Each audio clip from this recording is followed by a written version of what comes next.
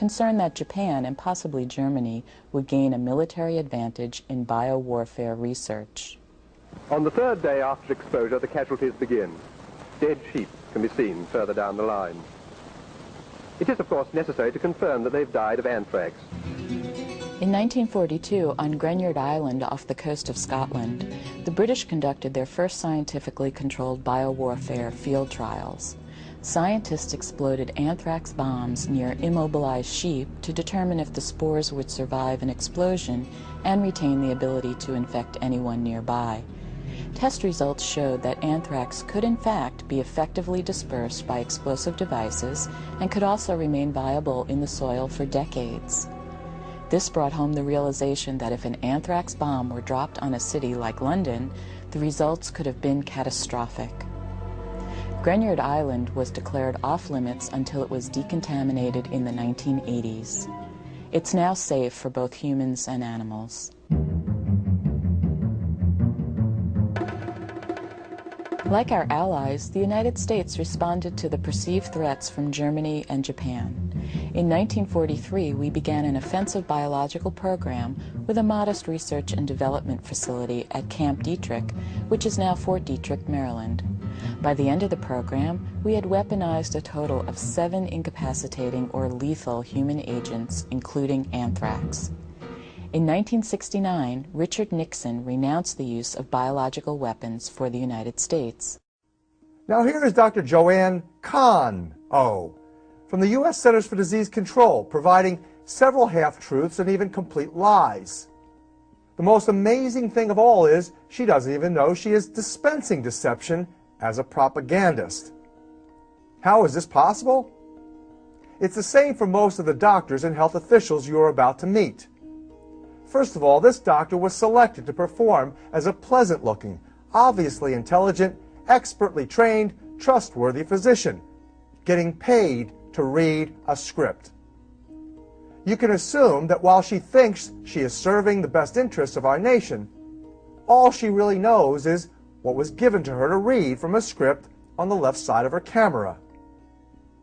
If she was really an expert, not simply made to look like one, she would know after critically reviewing textbooks, congressional records, and several history books on biological warfare that some of her dates are off and all of her information is misleading.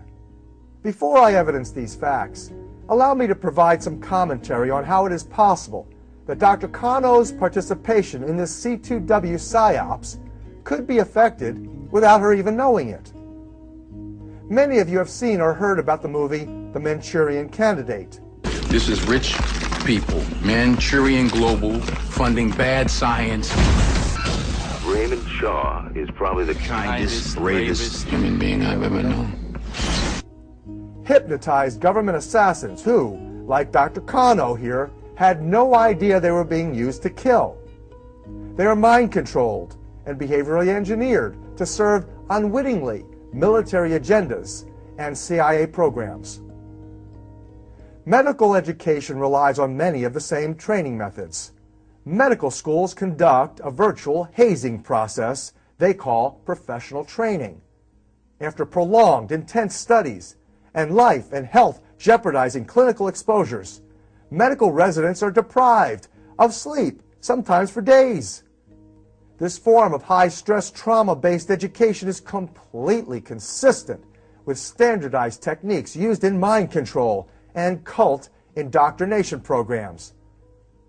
This is commonly called brainwashing, but it is really a subtle form of hypnosis that relies on fear and trauma to capture and control your attention and shape your behavior.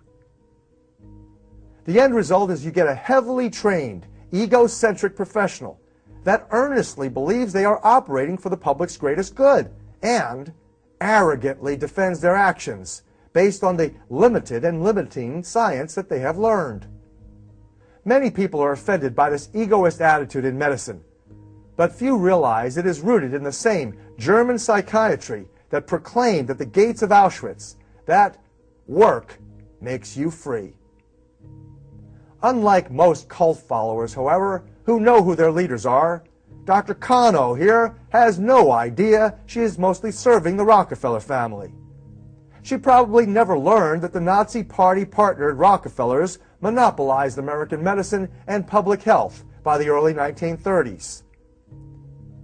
This not-so-gentle redirection of American medicine was largely due to the prostitution of Abraham Flexner, cited by Time magazine as the autocrat of the moneybags.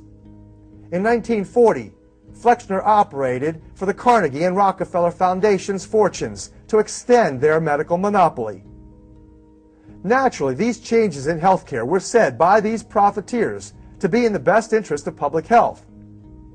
But they insisted in quashing all medical competition in the natural healing arts and sciences, including the professions of chiropractic, natural medicine, herbology, homeopathy, acupuncture, massage, essential oils, and most forms of energy medicine. These wealthy industrialists politically contrived their exclusive control over medical education. They exclusively emphasized the most profitable approaches to healthcare. They funded only students, faculty, and academic institutions that served their needs for drug sales and profitability.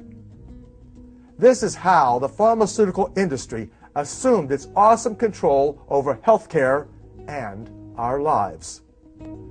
Dr. Kano makes other nations, including the Japanese, appear evil for their human rights violations, using Allied prisoners of war and Mongolians for biological weapons experiments. But even a superficial review of history books and medical journals shows America's entities did the same or even worse.